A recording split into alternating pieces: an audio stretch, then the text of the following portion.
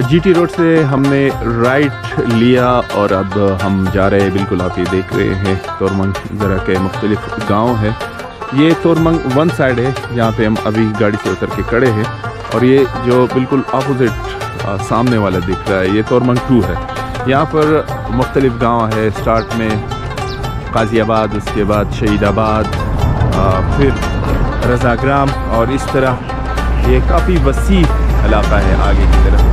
जिस साइड पे हम खड़े हैं ये तोरमंग 1 सबसे पहले तोरमंग की गाँव, और अभी हम आगे जा रहे हैं। आगे का सफ़र जो हमारा हो रहा है ये सेर की तरफ है। सबसे पहले गांव से सेर रहेगा, उसके बाद हम शिकवलई पहुंचेंगे।